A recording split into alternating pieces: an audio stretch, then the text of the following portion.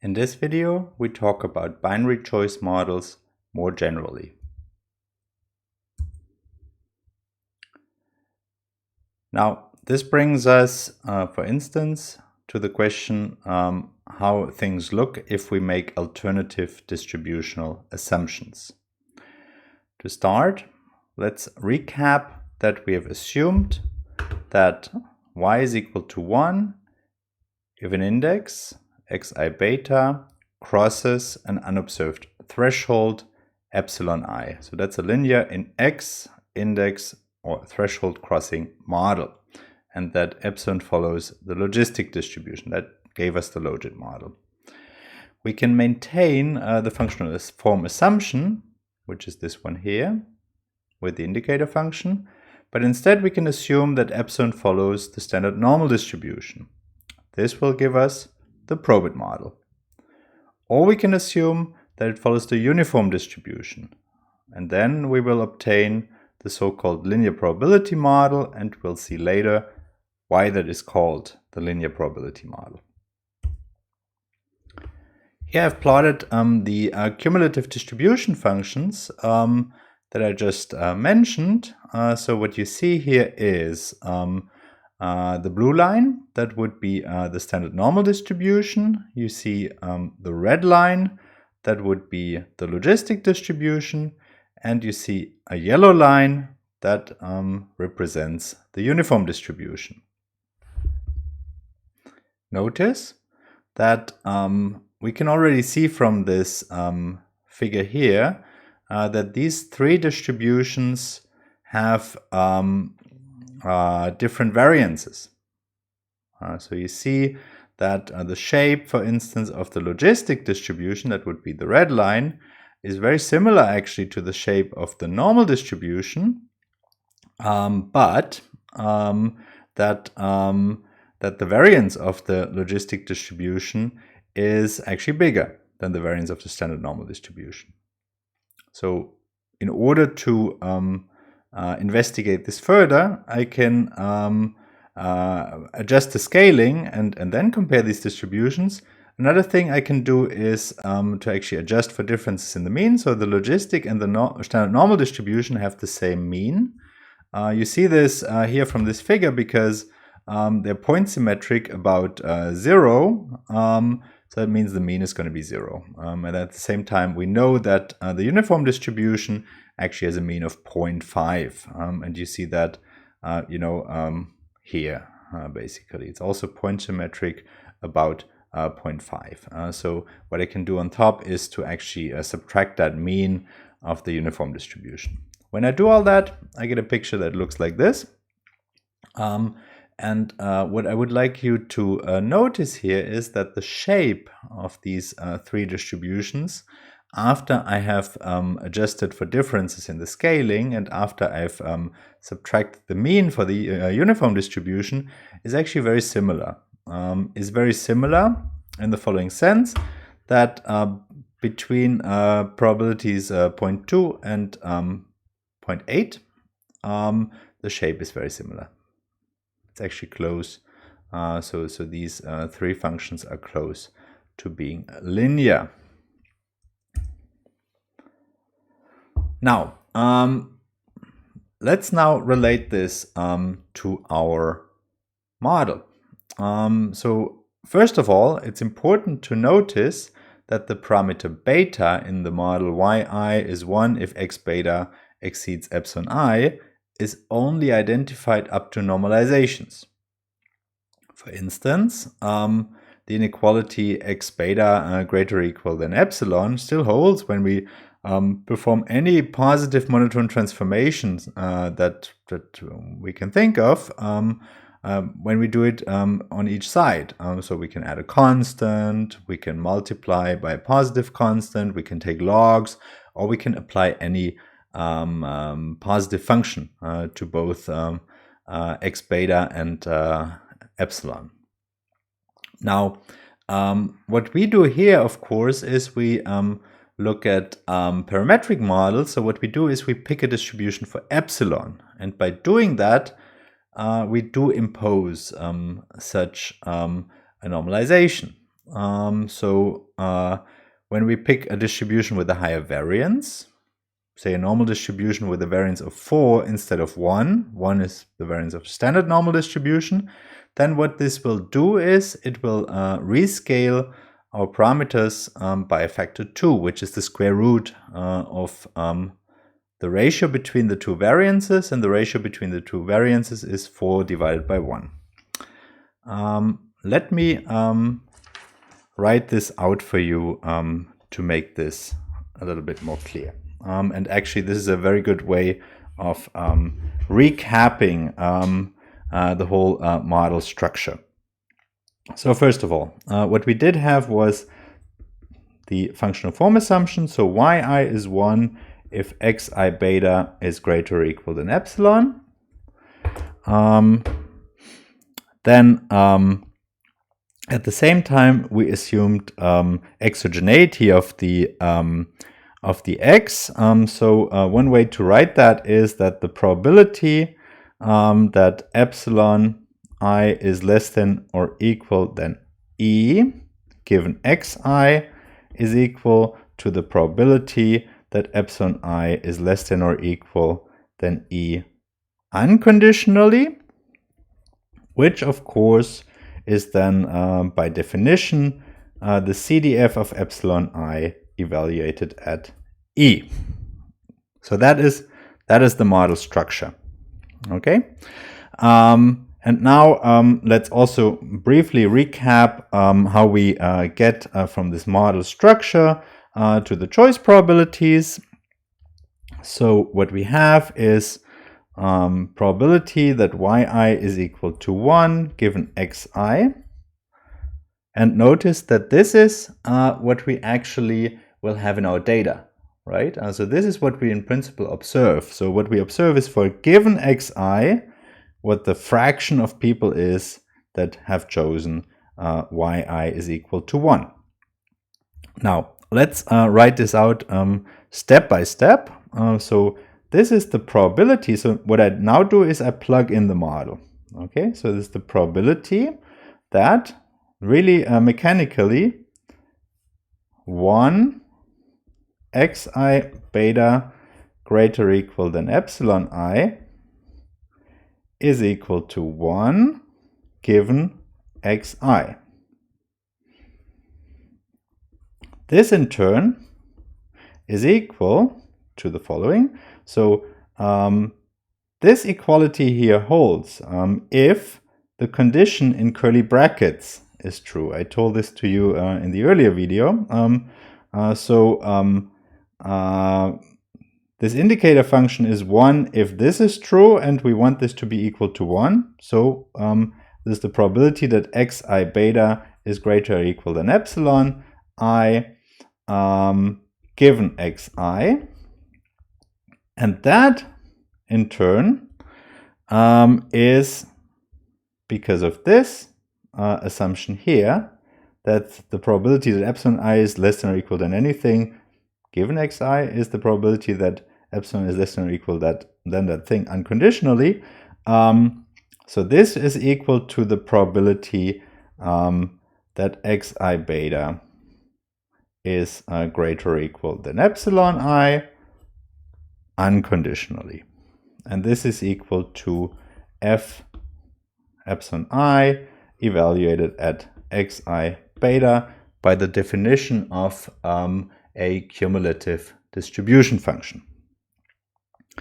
Now, let's get back to that statement I made about the rescaling, right?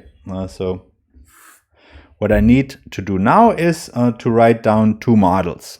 So one model is yi is equal to 1 if xi beta is greater or equal than epsilon I. So let's say this is the model we had. And here I'm just going to assume that epsilon I is now standard normally distributed.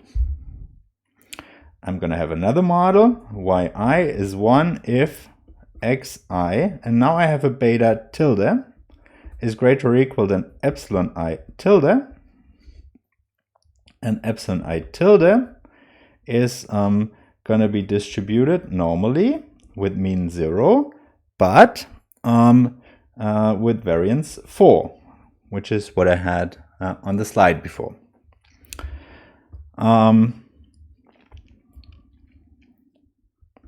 The CDF of the standard normal distribution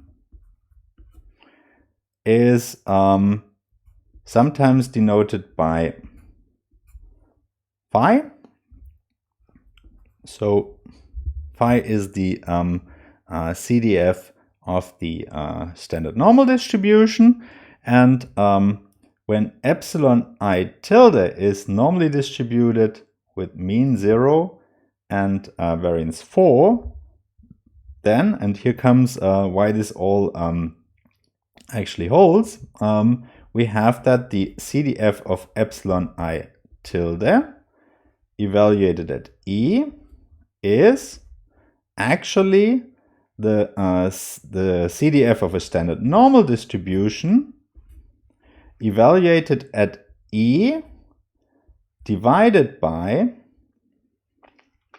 and now I need to divide by the standard deviation, which is the square root of 4. So that will be 2.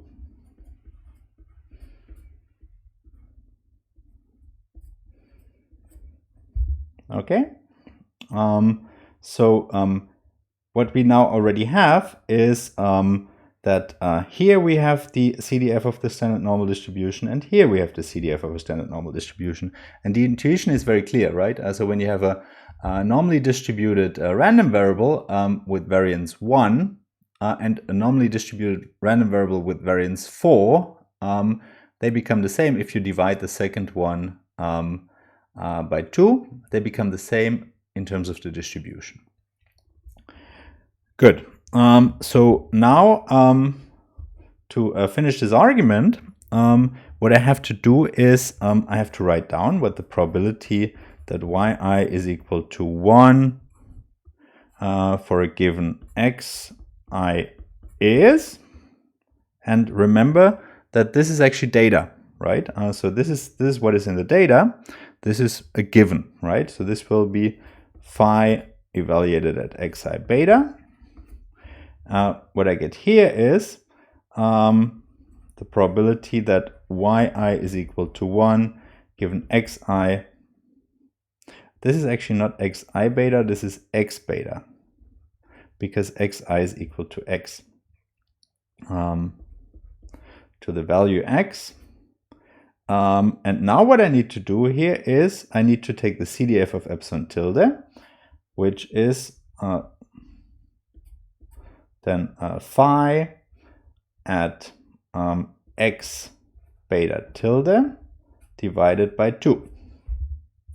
So what you can see from this here is that this is always the same, and this is actually the data.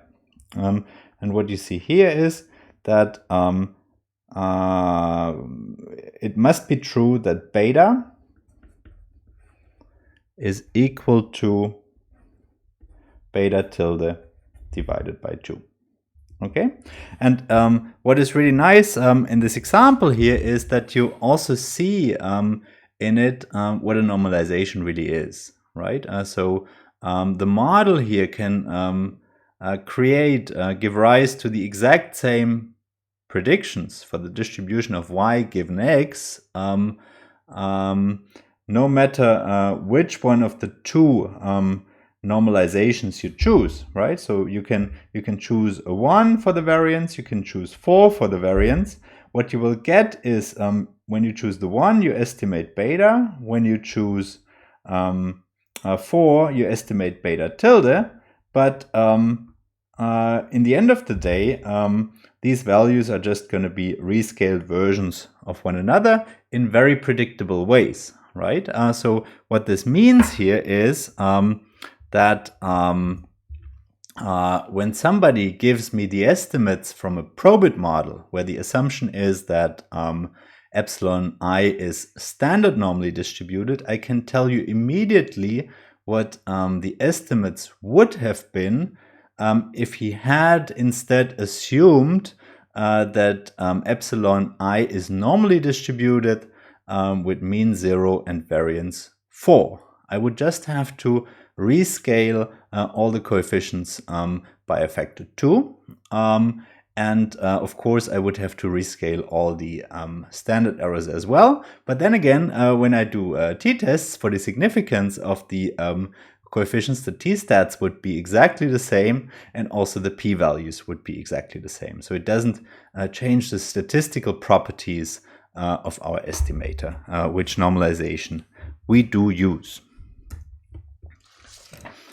Good. And this is all about the second bullet point on this slide here. Now, this example was about comparing two models, and both had a normal distribution, and only the variance of the normal distribution was different. Now, what we have when we do comparisons across models, so across probit, Logit, and the linear probability model, then we also have slight differences in the shape of the distribution. But I've argued before that the shape is actually very similar. So for that reason, we can abstract for the moment from the differences in the shape and just think of them as mainly different in the scaling. And if you buy into that, then we can make the following argument. So the variance of the logistic distribution is pi square over 3. We have seen that in the previous video, so that's about 3.3. So once I have probit coefficients, I can compare them to Logit coefficients when I multiply them by the square root of 3.3. And if I want to be a bit more refined, then I can follow Amemiya. In 1981, he has suggested to multiply the coefficients by 1.6 instead, and this also takes care of some shape differences. What he did also do is he suggested to multiply the coefficients of the linear probability model by 4 to compare them to the Logit ones. Now, as we have already seen, these differences in scaling of the coefficients will cancel out once we look at fitted probabilities. Okay, so where can you see this here? You can see this basically here. So this probability is equal to that probability, and those are going to be given by the data. And the model is going to approximate them. What you see here is that, yes, we have different coefficients in these two models. Here we have a beta and we have a beta tilde. But here we mechanically saw that these differences in coefficients will be undone and we get the same probabilities out of the model.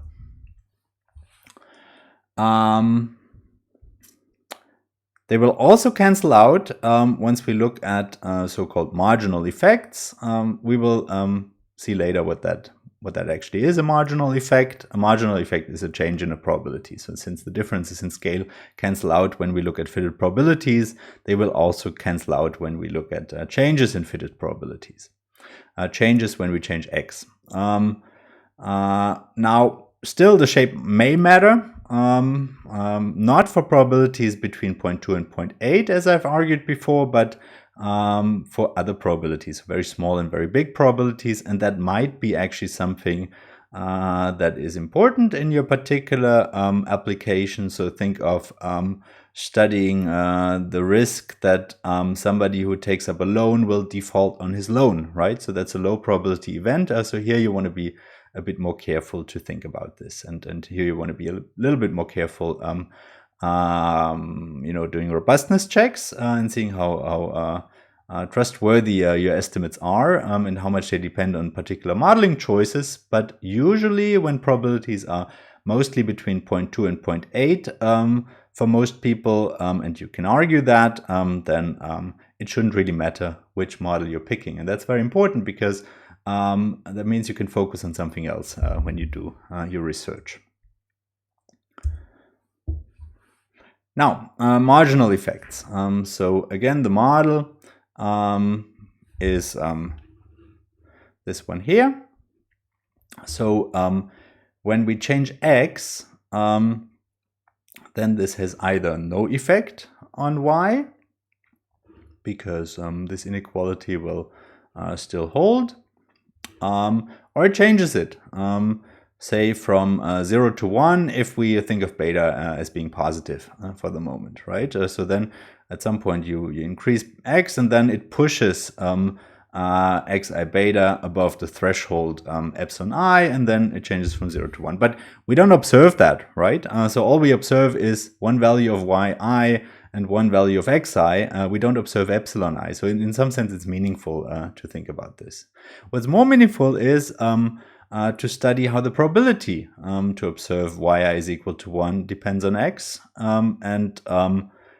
Here we have to make a distinction between discrete x and continuously distributed x. So for discrete x, we just look at differences in probabilities. We can just calculate them. For continuously distributed x, we can look at the derivative of that probability with respect to x. Okay, so we have seen a few times now that the probability that y is equal to 1 given x is equal to the CDF of epsilon I evaluated at xi beta. So the marginal effect, we just exploit this functional form, is by definition the change in this probability when I change xi marginally. It will be the derivative of the CDF of epsilon evaluated at xi beta with respect to xi. So that is the outer derivative, and the outer derivative of a CDF, the outer derivative is the derivative of the CDF with respect to its argument, and that will be the density of epsilon I evaluated at xi beta times the inner derivative. So the inner derivative is the derivative of xi beta with respect to xi, and that is beta. Good. One thing to note is that this is the marginal effect. What you see here is like, this is really a density, right? So from this we see already that the marginal effect is biggest in terms of the magnitude when xi beta is equal to 0. Okay, so when xi beta is equal to 0, then actually the choice probability here is equal to 0.5 for say the Logit or the probit model, right? So that means then you're basically on the fence between 0 and 1, and then a change in the x will have the biggest effect. Okay, so when xi beta is very negative or very positive, then the probability will be very close to 0 or very close to 1, and then a change in x will not do much. So that's one thing to note. The second thing to note is that when I look at ratios of marginal effects, okay, so the change in the probability when I change one x divided by the change in the probability when I change another x, then I'm going to have the ratio of two things that look like this. So the density business will cancel out. Okay, so ratios of marginal effects will be equal to ratios of coefficients. Last thing to know is that commonly either average marginal effects or differences in probabilities are reported, or marginal effects or differences in probabilities at sample average x.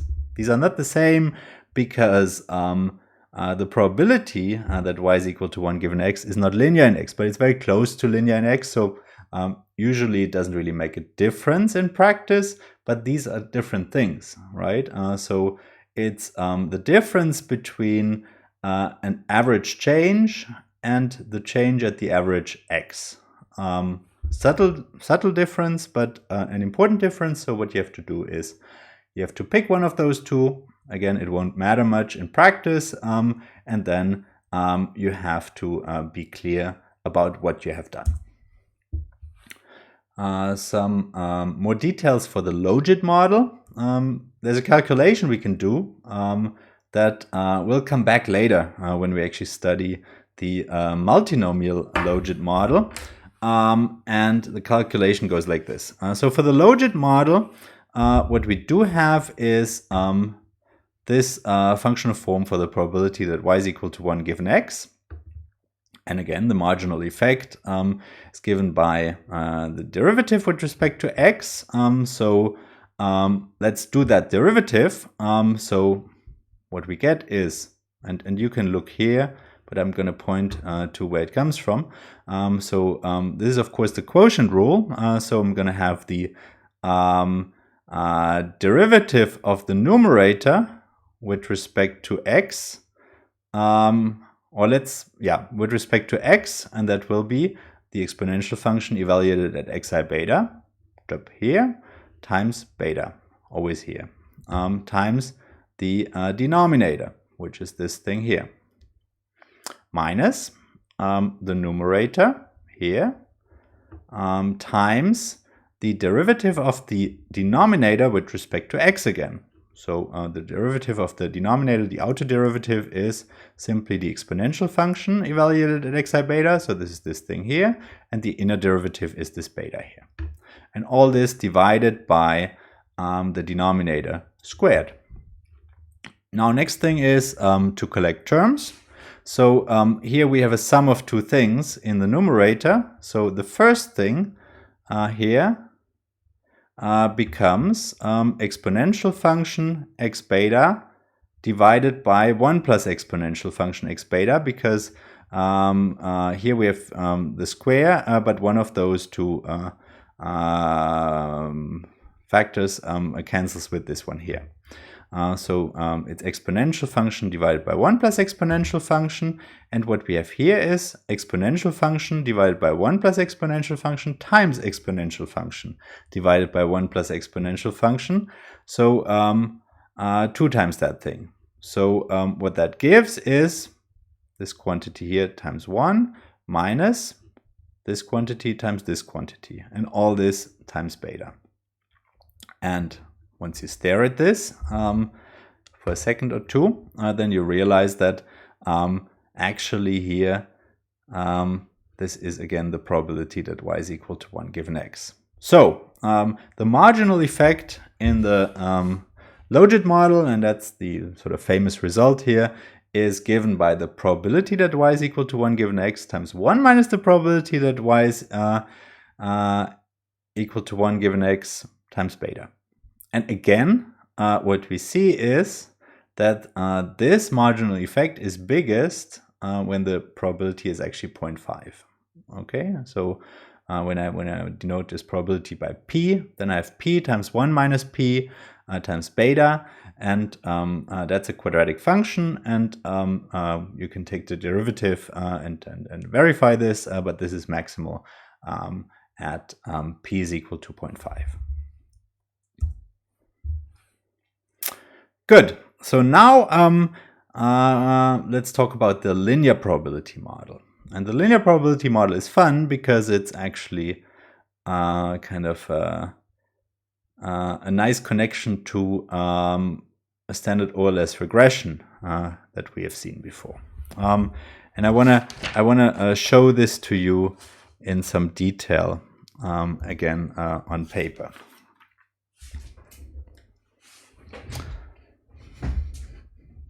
So first of all, let's think back of the linear model.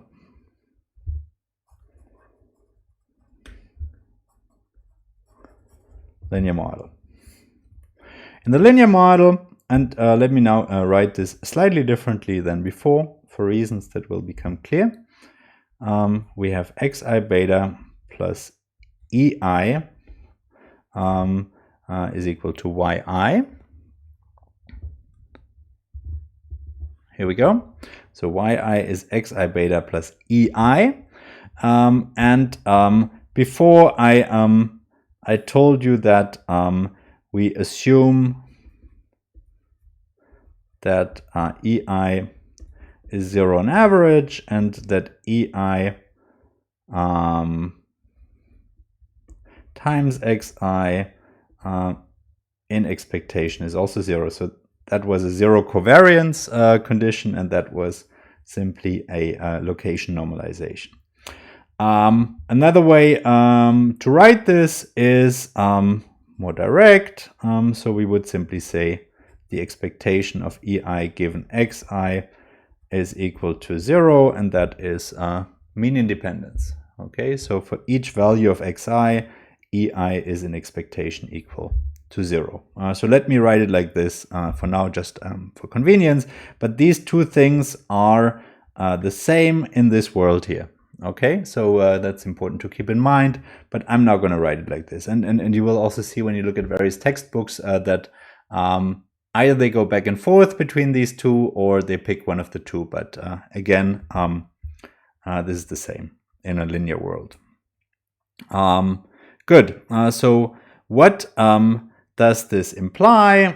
This implies that the expectation of yi given xi is equal to the expectation here of this. So that is the expectation of, just plugging in the functional form for yi, xi beta plus ei given xi. And that's the expectation of a sum. So that will be sum of the two expectations. So the expectation of xi beta given xi, since beta is a constant, will just be xi beta plus the expectation of ei given xi. And of course, this one here is 0 by assumption. So this is equal to xi beta. Okay. So what I have here is that the expectation of yi given xi is equal to xi beta. And actually in some books, this is how the linear model is introduced. So they say, you know, let's just assume that the expectation of yi is equal to xi beta, and then actually one can do OLS right away. The only thing you need to assume on top of that is a rank condition. Good, so that's the linear model. Now back to our binary choice. Let's assume that epsilon I is uniformly distributed. Again, exogeneity of x, so x doesn't play a role here. What does that mean? That means that the probability that epsilon I is less than or equal than E is equal to E. That is the CDF of the uniform distribution. By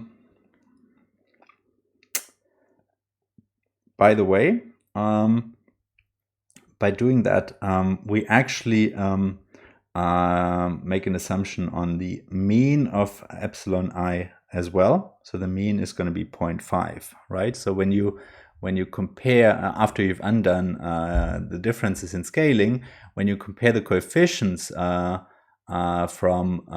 a linear probability model to the coefficients of, say, a probit model, the slope coefficients will be very similar, but the intercept will be different. And the intercept is different because the ui actually, the epsilon I here in the linear probability model has a different assumption on the mean of epsilon I, but that is not important. It's also a normalization. It's just not a scale normalization, it's a location normalization. But let's not focus on that. Let's focus on properties of that model. Okay, so epsilon I is uniformly distributed. That means that the probability that epsilon I is less than or equal than E is equal to E. The probability that yi is equal to 1 given xi is equal to the CDF of ei epsilon I evaluated at xi beta as before, and that is equal to xi beta. Okay, so the probability that yi is equal to 1 given xi is equal to xi beta. And you know, here you already see why it's called the linear probability model. The probability is linear in the parameters. Unlike in the probit and logit case, for instance, but then I've told you that the shape is actually close to being linear for those models, but it's not exactly linear. Here it's exactly linear. Good. So to establish the connection to the linear model that we looked at before, we have to do one last thing. I have to write down what the expectation is of y given xi. The expectation of yi given xi is, for this linear probability model, well, yi can take on two values. Okay, so what I can do is I can be very direct and say, okay, this is the probability that yi is equal to 1 given xi times a 1 plus 1 minus the probability that yi is equal to 1 given xi times a 0. So here's a 0. This is not infinity or minus infinity, so this whole stuff goes away. And there's a 1. So the expectation of yi given xi is equal to the probability that yi is equal to 1 given xi. And that probability, I've just shown here, is equal to x beta. So what we do have here is that the expectation of yi given xi is equal to xi beta. And for that reason, I can compare these two models actually. Or for that reason, I can use OLS to estimate my beta. So I'm just taking the data as they are. Once I'm coding yi as 0 and 1, I can simply run OLS to estimate beta. Okay, and since the linear probability model has betas that are very similar, or since the linear probability model is very similar in terms of predictions to the probit and logit model, you're not going to make a big mistake when you do that. Net of one thing that is important to realize. So first of all, think back of the probit model. The probit model is estimated by, or the logit model for that matter, is estimated by maximum likelihood. And we have said before that maximum likelihood is efficient. Okay, so OLS here will not be efficient. And to see that, what we have to do is we have to inspect this residual EI. And this actually now explains, and let me go back quickly. So here I've had my EI. Okay, so that's the residual, and I've put it as EI here so that it's not confused with the epsilon I have down here. And that is very important. So the residual EI, which is yi minus my fitted value xi beta, and again, not to be confused with epsilon I, is actually heteroscedastic. Okay, why is it heteroscedastic? Because conditional on x, the only random quantity here is the yi, and yi is Bernoulli. Why is it yi Bernoulli? It's a Bernoulli random variable. Well, because it can take on two values, and the variance of that Bernoulli variable is equal to the probability that yi takes on value 1 times 1 minus that probability. So p times 1 minus p, as I've written here. So the variance of ei given xi is the variance of yi minus x beta given xi. Simply, this is just the residual. Given xi, that second term here is a constant, so it goes away. So it's the variance of yi given xi. that is the probability that yi is equal to 1 given xi times 1 minus the probability that yi is equal to 1 given xi. So by virtue of the model, it's xi beta times 1 minus xi beta. So what this shows you is that the variance of the residual depends on x. And this is exactly what heteroscedasticity is. So what we have to do at the minimum is to use heteroscedasticity consistent standard errors for inference. And we can actually generalize these squares to get efficient estimates. And we even know the functional form for that, right? So that is great. But for some people, at least, of second order importance. Okay, but you should realize what's going on here. Now, so far about the distinction between these three models, Logit, probit, and linear probability model. Let's now talk about the connection between binary choice and utility maximization. And this is a first step towards thinking about structural econometric models.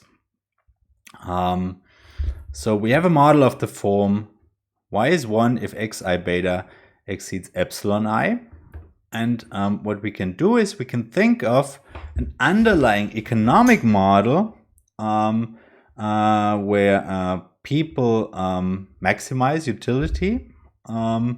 So that involves utility comparisons that generates this empirical model that we then take to the data. So this model here can be called a reduced form of a richer structural model. So the simplest or one of the simplest structural models one can think of is the following.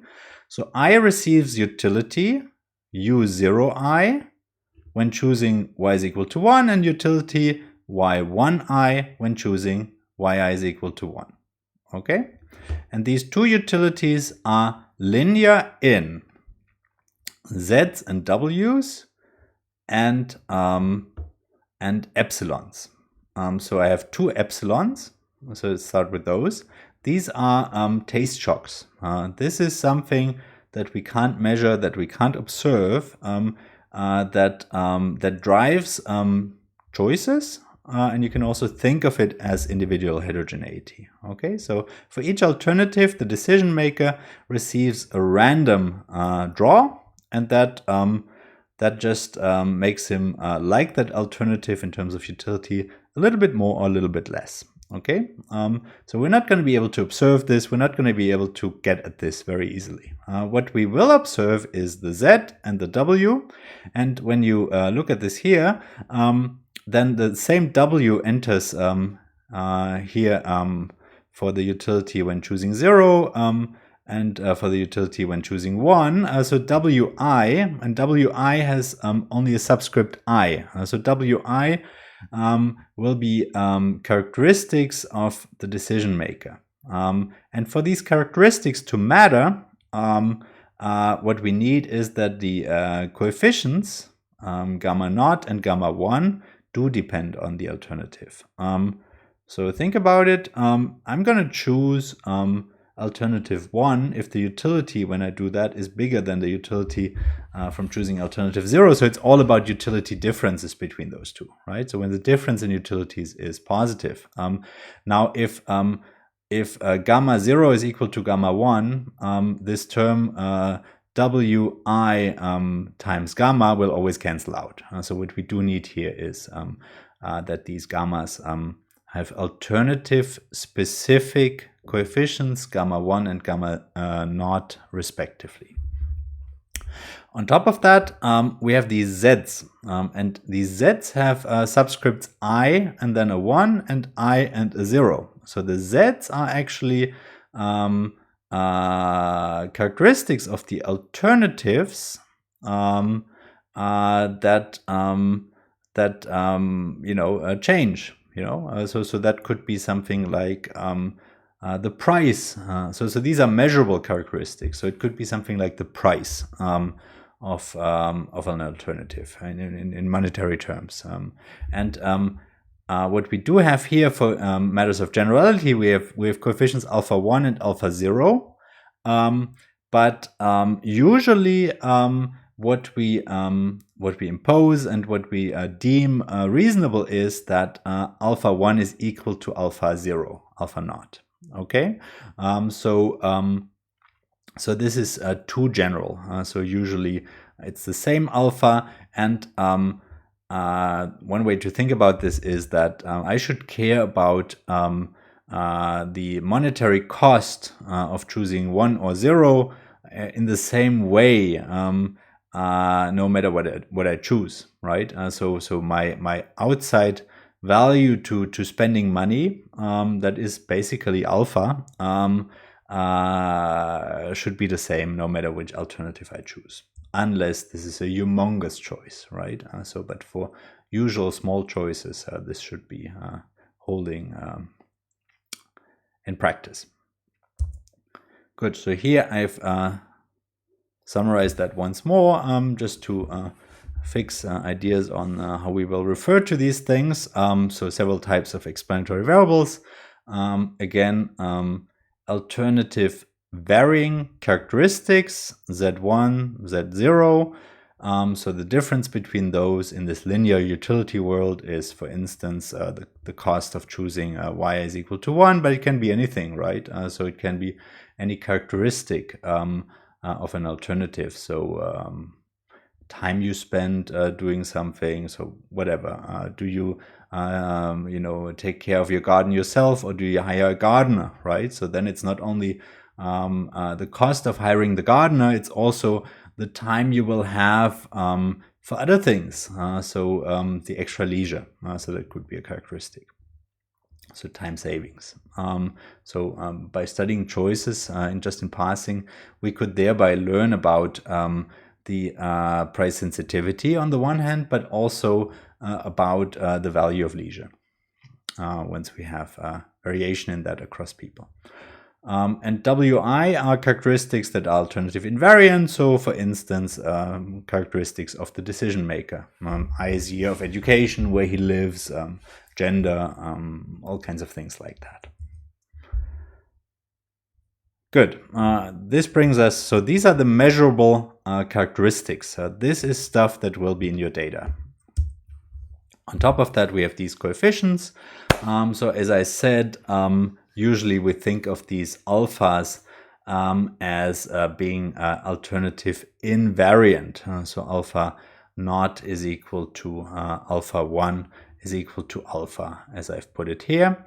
And these gammas tell us something about the dependence of utility on these alternative varying characteristics. Now, how does utility maximization work here? And I've said this already before briefly. So I chooses y is equal to 1 if this maximizes his utility. Okay, so if this inequality here holds, and I've just plugged in the two functional forms, and since epsilon I1 and epsilon I0 will be continuously distributed normally, we get that ties happen with a zero probability. So whether this is bigger or bigger and equal doesn't really matter in practice. Okay, but in any case, so when I plug everything in, this is what I have, and I can write this as y is equal to 1 if this holds. And what I've done here now is I've brought all the stuff that we don't observe to the right hand side of this inequality, and all the stuff that we do observe, net of the parameters that we want to estimate, I've put on the left hand side of this inequality, and we can write that right hand side as epsilon I, so that is just the difference between the two epsilons. And we can write the left hand side as xi beta. Once we define xi in the following way, it's a vector containing zi1, zi0, and wi, and then beta will be a vector containing alpha 1 minus alpha naught and the difference in the two gammas. if we impose in addition that alpha 1 is equal to alpha 0, then what we get is actually an even more compact way of defining things. So then instead of two separate z's, we just have the difference in the z's, and then here we just have the alpha. So it makes it even more straightforward to write it down like this. Okay, so notice one thing here already, and this will come back in the multinomial choice model.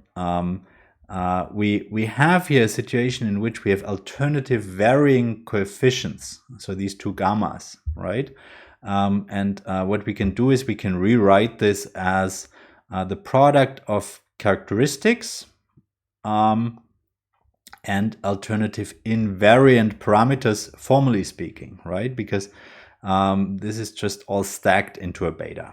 So we don't need to worry about this too much once we study this model from an abstract perspective.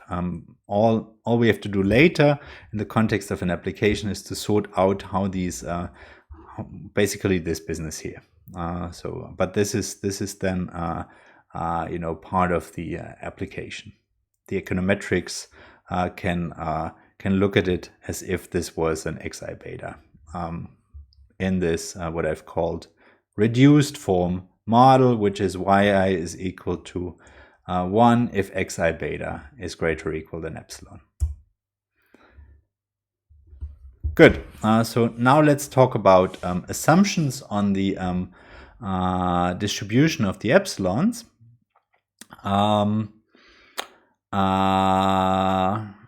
So we have two epsilons now here, and before we had one epsilon, right? So in the probit model, the epsilon was standard normal. In the Logit model, it was logistic, and in the linear probability model, it was uniform. At least for the first two, we can easily find out what we need to assume on these two epsilons in order to get the desired distribution for the epsilon I. So when both are normally distributed, then what I have to assume that they have a variance of 0.5 each of them, because they're independent of one another, usually by assumption. And the variance of a difference is the sum of the two variances. We need that sum to be equal to 1. So if we think of the two epsilons as having the same variance, then we need to assume that the variance of each of them is 0.5. That's what we need for the probit model. For the Logit model, I've already told you before as well, when we looked at the code for the Monte Carlo for the Logit model, that there's a result, and that result is that when I have two type 1 extreme value distributed random variables, then their difference will be distributed logistic. And just for future reference, and this will actually really come back in the multinomial choice model as well, this is the CDF of the type 1 extreme value distribution, and this is the density. Okay, so you might be like, okay, fine. It's much easier to look at it in terms of a plot. So what you see here, it's a distribution that is not symmetric, and you see also already from this plot here, so there's the density, that the mean is not 0. Okay, the mean is actually equal to Euler's constant. Let me go back to the previous slide. So Euler's constant is 0.5772 and so on and so forth. If you ever need that number, you can use a command in MATLAB to get it. It involves the so-called psi function. Good. This now brings us quite naturally to more involved structural economic models. So we have started with a model where we have linear utilities, but in general, economic models are nonlinear models. But what we do is very similar to what we have just done. What the logic carries over to models where yi is equal to 1 if some can be complicated function g of xi and the parameters exceeds a threshold epsilon I. Okay, what you see here is what is really useful, and what we need is that these unobserved epsilons do enter in a separable way, right? So that we get out of the model. We need to construct the model. That's the art form, and obviously people have figured that out. So you can draw on a huge literature in structural econometrics, but the art is to come up with a model where the epsilon, in the end of the day, is not interacting with all the rest in a too complicated way, so that we get out something that looks like this. So we need a separability in the epsilon in this particular sense. Now let's look at an example, and this example is the paper by Wolpin in 1984, and I've picked it not because it's the most realistic example, but because it's one of the first papers bringing a very involved, dynamic structural model to the data. Okay, so what does he do? He looks at Malaysian couples' decisions to have another child. And the way he models it is the following. So starting at age 15, or marriage, whatever comes first, and ending after 30 years in any 18-month period, and that one is denoted by T, a woman may give birth with certainty. So you can choose to have a child. You see already that this is kind of abstract, and again, there's a very econ way of modeling it, but it's instructive to see this once, and of course it can be made more realistic in principle. In practice, this is often not so easy. The child survives the first period with a probability P subscript T. And once it survives the first period, it will survive for sure. So child mortality only happens in the very beginning. There is a utility function and a cost function. So the utility function looks like this. The household maximizes expected lifetime utility, and the period utility function is a function of m and x. M is the number of children, and X is the level of goods consumption. And the trade-off here is that when you give birth to a child, then you can't work. So that costs money, or the equivalent of money. And there's a maintenance cost for children. At the same time, what he puts into the utility function is the number of years of schooling of the mother. Okay, so that will be denoted by S. So how does the utility function look like? It's linear in these things. M is the number of children, so it's quadratic. So there's a quadratic part in the number of children, so decreasing utility of more children at point in time t, or in period t. And then there's a quadratic part that depends on the level of goods consumption. There's an interaction term between those two, a simple interaction term. And there is here an additional term. It's an interaction between M and S. The marginal utility of having one more child depends on the level of schooling, S. So if higher educated mothers have a smaller preference, let's say, for children, then gamma 2 would be negative, and otherwise it would be positive. Now, this is not a static model, it's a dynamic model. It's a model of the timing of of fertility as well. So when you don't get a child today, you still have the option value of getting a child tomorrow or the day after tomorrow. That's one thing that's in this model. And the second thing that's in there is that there's uncertainty, right? So if you give birth, if you choose to give birth formally in the model, then it could be that the child actually doesn't survive, and that happens with this probability P of t. Now, why am I showing you this model here? I'm showing you this model not because it's the most realistic model in the world, but to give you a little bit of an idea how these models work. And this is a fairly early version of such a model.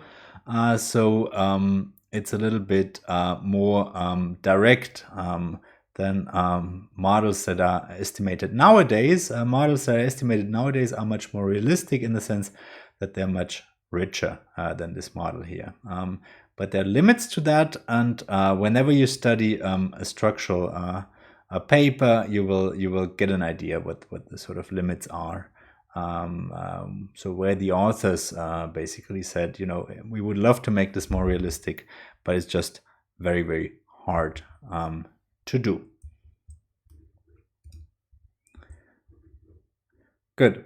So I'm now gonna make a jump, basically. I'm just gonna report what Wolpin does. So he solves the model, right? So you solve it backwards. You go back from the last of these periods in which you can make a choice, and then you figure out what the utility is, associated with certain situations that you're in, which basically means like how much money you have and how many children you have. And then you kind of just solve it backwards, and you always substitute back in the decision that is made, and that decision actually depends on the situation you're in. And let me just go back. Actually, it also depends on something that is random, and this is this xi term here. So the xi is what we had as an epsilon in our binary choice model. So this is a binary choice, and in each period, people make a binary choice whether or not to have another child, and that also depends on something that is random and that is not predictable, also from the individual perspective, and that will be this term xi here. All the rest in the utility function is related to stuff that we can measure, right? And then there are parameters, obviously, and our aim is to estimate those parameters. Good. So what he shows is that the decision to have a child is determined by the sign of a quantity that he calls jt, and that jt is the sum of two parts. One does not depend on randomness, so it's the expectation of the change in lifetime utility that is predictable when you have another child, plus the probability that the child survives times this xi t. Okay, and this is exactly what we need, because this is a model that is of the form yi is equal to 1 if g of xi and beta is greater or equal than epsilon I, when I define epsilon like this and when I define g like that. Okay, he assumes that xi follows a normal distribution with mean 0 and variance sigma square. And if he does that, then he can write down what the model implies for the probability that a couple has another child in period t, given how many children the couple already has, and that will be the probability that this jt is positive, and that is, it turns out, 1 minus the CDF of the standard normal distribution evaluated at something that only depends on quantities that we have in the data and parameters. And then what you can do is you can take this model to the data, do maximum likelihood estimation, and you will get parameter estimates. So the first thing I want to show you here is the fit. That is table 1 in the paper. So what you see here is per period, 20 periods, the actual fraction of women who does give birth, and the predicted birth probabilities.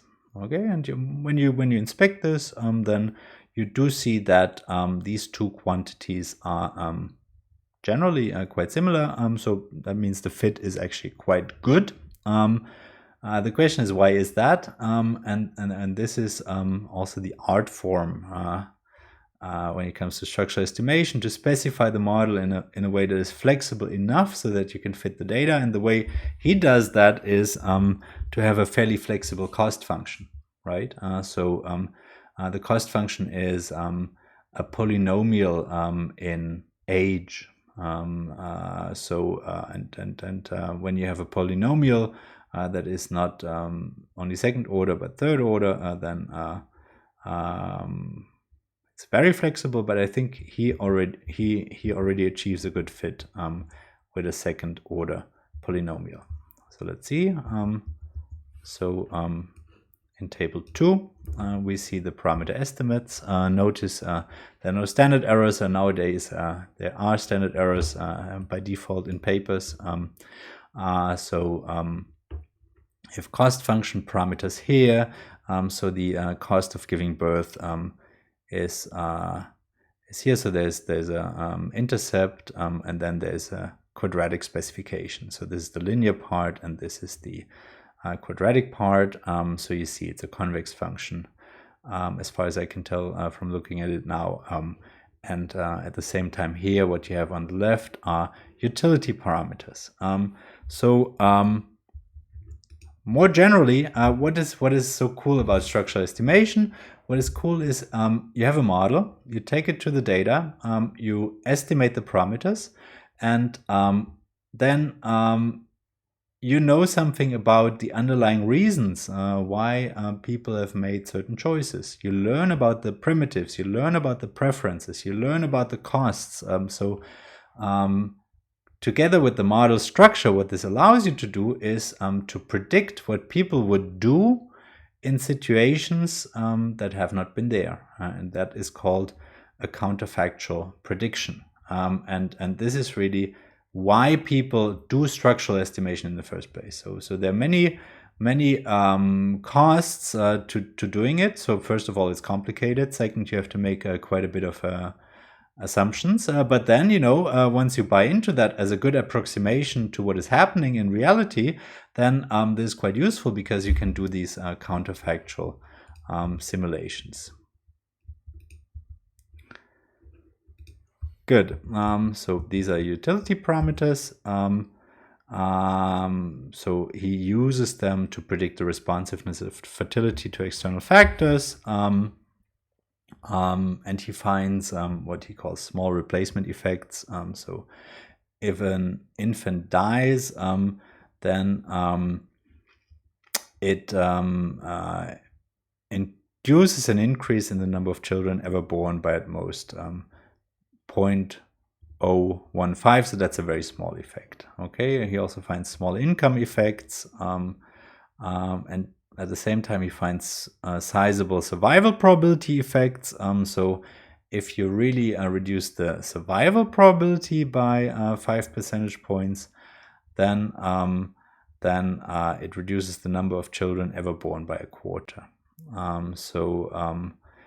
And at the same time, he finds that women are more likely to bear children in periods in which they're more likely to survive. In some sense, this is a bit tautological because, of course, he has fitted the model by having these parameters, and this is how the model fits the data best. But this is actually one of the things that people work on quite actively. How can we credibly learn about primitives in a sense of credible identification from the data, which variation is important here, and we will not be able to discuss that here, but this model here gives you already a little bit of an idea how structural estimation works and what the benefits and costs are of doing it. Last finding, an additional year of schooling reduces the number of children ever born, or total number of children, by 0.35. Good. So far, structural estimation. Let me now quickly talk about non-parametric and semi-parametric estimation in the end. So far we have made distributional assumptions, right? But in principle, we don't have to do that for identification if x is exogenous. We know that the probability that y is equal to 1 given x is the expectation of yi given xi by means of the derivation I've made just before. So what we could do is in principle to estimate this probability non-parametrically. Okay, so when x is discrete, we could use a frequency estimator. Pick a particular value of x, which is a combination of variables, right? So and so many years of education for women who are retired or something like this. Look at the fraction of individuals choosing y is equal to 1. Alternatively, when x is continuously distributed, we could do a so-called kernel regression. So what a kernel regression is doing is to not pick people with a particular value for that vector x, but so xi is equal to x, because this will occur with probability 0. It's going to be a very, very small fraction of observations with that particular value x. So it's basically picking observations in a neighborhood around xi is equal to x. And then it's giving them a weight. So it's assigning a weight for observation I that depends on the distance between observation I is x and the actual x, that is my target x for that function m tilde at that target x that I'm estimating. These weights sum to 1, then I'm taking the sum over observations, and I'm taking the weighted average of the yi's, and this k function here is the kernel, okay? And the kernel is specified so that the value is biggest when xi minus x is equal to 0. So when I'm at the target x, so k evaluated at 0 is going to be maximal, and h is the so-called bandwidth. That difference between xi and x will become more important if h goes to 0, because then I'm scaling big differences up a lot, and if k then is decreasing in its argument, then this will give less weight to these observations. And the denominator here just makes sure that the weights do sum to 1. This is obviously not an introduction into non-parametric kernel regressions. I just wanted to put up this formula just in case you see it later, so that you can relate to this, and that you have this aha moment where you say, okay, I've seen that before. Now this sounds all great, right? Why do all this? Why make all these assumptions, right? So the problem is, of course, the curse of dimensionality. Let's just think this through. We have a discrete case with 10 values for each covariate, and we have 1,000 observations. And let's just think of these values as being sort of uniformly distributed, right? Then what we have is, of course, if we just have one dimension for the x, then we have 1,000 divided by 10, and that's 100 observations for each cell, right? We have 10 cells, and each has 100 observations, so that's great. An average based on 100 observations, that's fine, right? But when I have 2 dimensions for the x, 2 explanatory variables, it's already not 10 cells, but it's 10 by 10, so it's 100 cells. Okay, so then I have 10 observations per cell, which is already not so great. Once I have a 3-dimensional x, I have 1 observation per cell, so that's definitely not great. What this is saying is that non-parametric estimation imposes too little structure for our purposes. We do not want that in general, because we do want to have multidimensional x's and not one-dimensional x's, unless we are in a very special situation, and then you can actually go back to all this. Now, what this does is it motivates so-called semi-parametric models, where we impose some structure, and that some structure is often structure that we can argue makes some economic sense.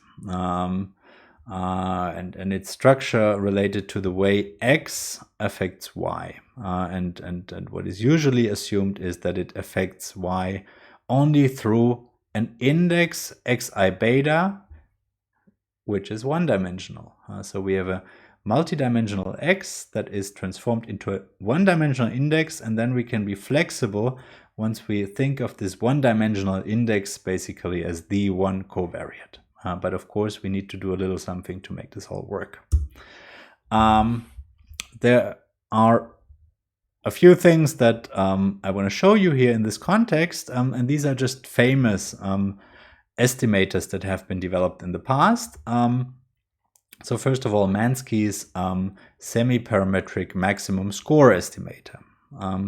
The key assumption here is that we have a functional form, and that is the one we already know, but he doesn't make any parametric assumption on the distribution of the epsilon. The only thing he assumes is that the median of epsilon given x is 0. Okay, so it can be any shape, and it can even be that there's heteroscedasticity. Then what he does in order to estimate beta is to say, okay, let's start with a candidate parameter vector beta and predict y to be 1 if xi beta is positive and 0 otherwise. And then I'm going to construct an objective function that gets a 1 for observation I added if the prediction is correct, and a -1 if not. I'm maximizing then this objective function subject to a scale normalization. What he picks is that the inner product of the betas is equal to 1. So you square all the components of beta and you add them up, and that has to be equal to 1. Subject to that, he maximizes the objective function. This gives him an estimate of the parameter vector, and what he can show is that this is a consistent estimate. And then to obtain predicted probabilities or marginal effects, we basically do something fairly similar to what we have seen before. What we can then do is we can compute for each observation I the fitted value of the index, so that will be xi beta hat. And then what you can do, and for this you need to assume independence between the epsilon and the xi. You do a non-parametric regression of yi on xi beta hat, and that non-parametric regression would be done using these kernels and these weights. So what you basically do is you construct a plot where you have on the horizontal axis you have xi beta hat, and then on the vertical axis you always have the average of the yi for a given xi beta hat, and that will then give you a fitted or predicted probability, and the prediction will be for a given value of xi beta hat. Okay, and in order to get from xi for observation I to this xi beta hat, you use this this beta hat that you get by maximizing this objective function.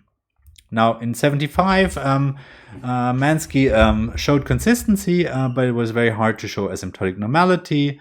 Then in 86, he showed with Thomson that the estimator doesn't converge at the parametric root n rate. You know, the objective function has many kinks and many flat spots, it turns out. So it's not exactly the parametric root n rate. And then Horowitz suggested to smooth that objective function in 92, and then he showed asymptotic normality and convergence almost at the parametric rate. Okay, so it's a pretty good estimator in that sense. Then there's work by Klein and Spady in 93, following up on this line of thought. It's their semi-parametric maximum likelihood estimator that works in a somewhat similar way. The starting point is not this zero median condition that Mansky had, but the starting point is independence between x and epsilon. And then what they do is they do this last step from Mansky's analysis first, in a way. So for a candidate parameter vector, beta, a candidate beta, they perform a non-parametric regression of yi on xi beta. This gives them an estimate of the CDF of epsilon I, because, as we have derived before, the expectation of yi given xi is the CDF of epsilon I evaluated at xi beta. And then what they do is, and it's kind of smart, they construct the likelihood function using this estimate, and then they maximize this likelihood function. Okay, so for a candidate beta, they estimate the CDF of epsilon, and then they construct a likelihood function in exactly the way we have done it before. So that you just take this estimate of the CDF of epsilon instead of your known CDF of epsilon. And what you have to do then, of course, is to estimate within each iteration. So for each new candidate parameter vector beta, you need to estimate the CDF of epsilon anew. And this works. So it's just computationally a little bit more intensive. An alternative is to perform semi-parametric least squares, and this was suggested by Ichimura in 93. So what you do is you do this is kind of close to the linear probability model. You do a non-parametric regression of yi on xi beta. So you minimize the variance of the residual. And if you use optimal weighting, it turns out then these two approaches are very similar. And it might be that you don't see the big picture here or don't fully get it, and that is perfectly understandable because I'm being very brief. Okay, but I want you to take away the general idea of Klein and Spady's estimator, and I want you to understand how it works, and I think that you can without seeing the details. And for Ichimura, I just want you to understand that there's another way of implementing this. Now, there's an interesting paper by Gerfin, 96, implementing these estimators and comparing their performance.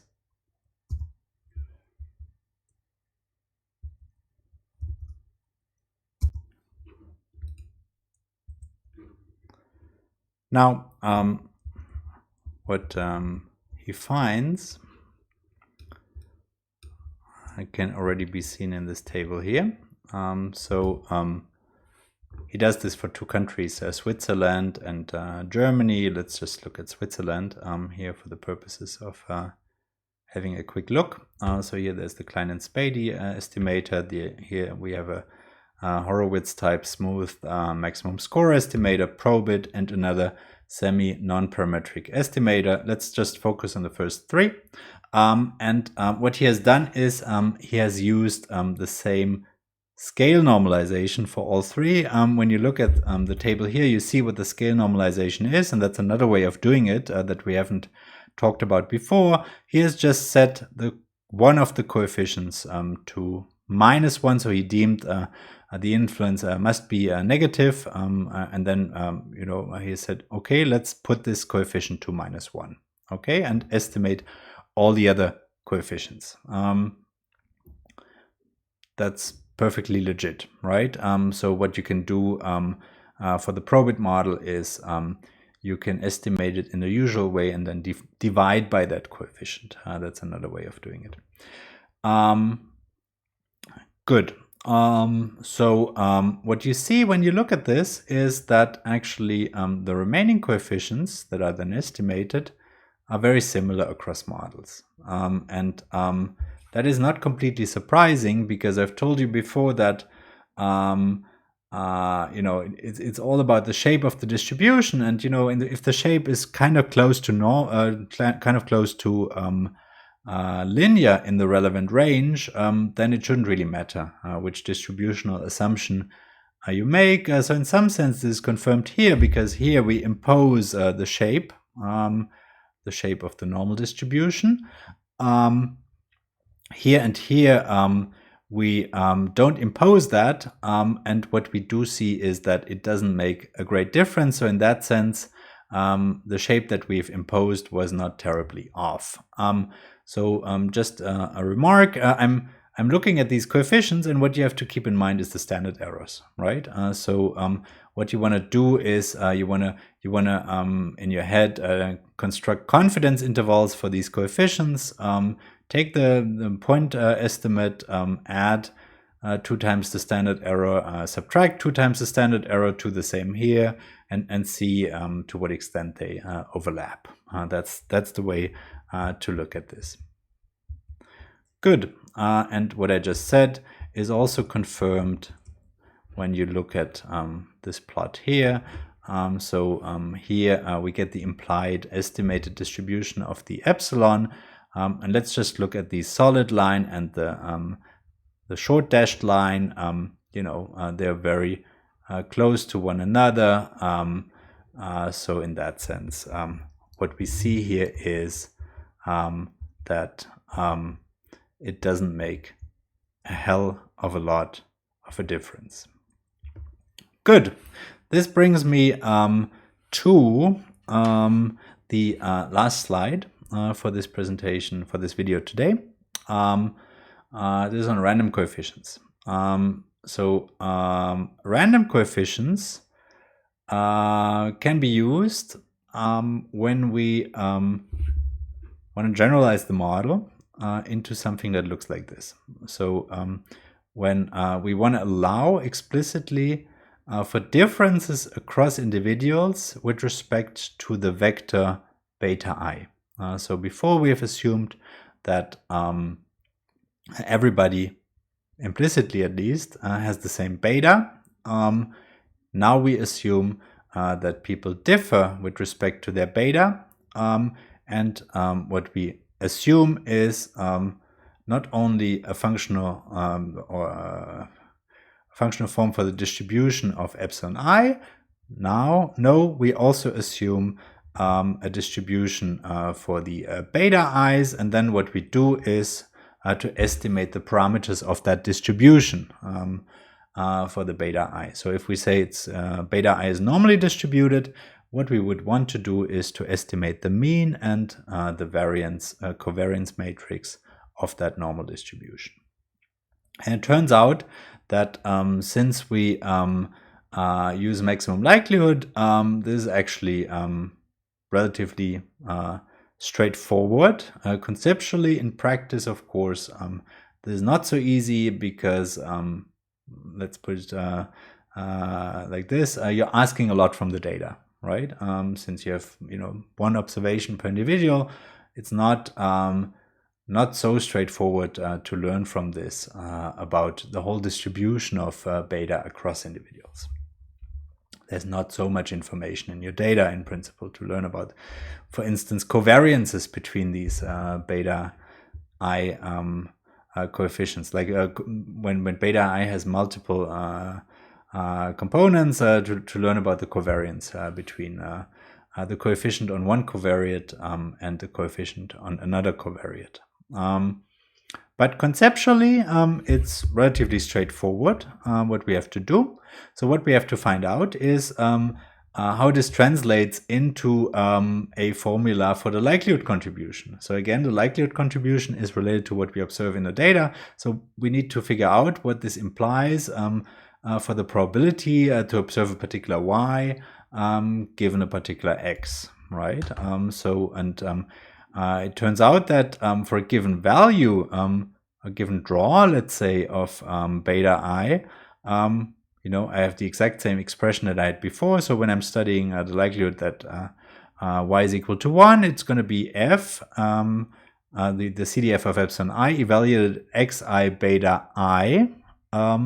The only problem is that beta I is not observed. So what I have to do is to integrate it out. So I need to write down an integral over all values of the support of beta I, and I have to integrate using the distribution for beta I, for which I'm going to estimate the parameters, and that would be the mean and the variance of that distribution. What I do in practice is I start with candidate parameter values, mu beta and sigma square beta. And then for these candidate parameter values, I take many draws, beta I, and then I'm evaluating this at each draw, and then I'm taking the average. One thing that is important, and you will see this actually in a problem set, is that we use, we construct these draws using the same underlying draws every single time. And this will become clear once we look at computer code, actually, how this is done. But please already notice that. We don't take, we maximize the likelihood function by evaluating it at many candidate values of the parameters. And the key is that we don't each time take new random draws. So once we have the assumption that beta I is normally distributed, what we would do is, before we start estimating stuff, we construct standard normal draws, and then we would we take standard normal draws, and then each time we evaluate the likelihood function, we start from the exact same standard normal draws. And we would basically add the mean, add mu beta to it, and then also rescale the draws by sigma square, the square root of sigma square beta, to construct draws that are normally distributed with mu beta and variance sigma square beta. But again, this will become much more clear once you work on this in the problem set. You can also use uniform draws as a starting point, and this is the last bullet point here. You can use instead also Halton draws. Halton and uniform draws are very similar. Halton draws have slightly better properties, numerically speaking. And then you would, and this is something we will also see once we work with this, you can transform them into standard normal draws by applying the inverse standard normal distribution. And then you would again add the mean to it and then multiply the draw by the square root of sigma square beta to obtain draws from a normal distribution with mean mu beta and variance sigma square beta. Good. So this is what I had for binary choice models more generally. Some of the things that we have discussed will become much more clear once we work on the problem set, especially also the random coefficients. Then you will see in the code what exactly is happening.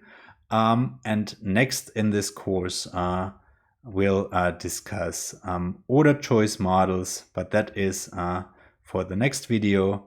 For now, thanks for watching.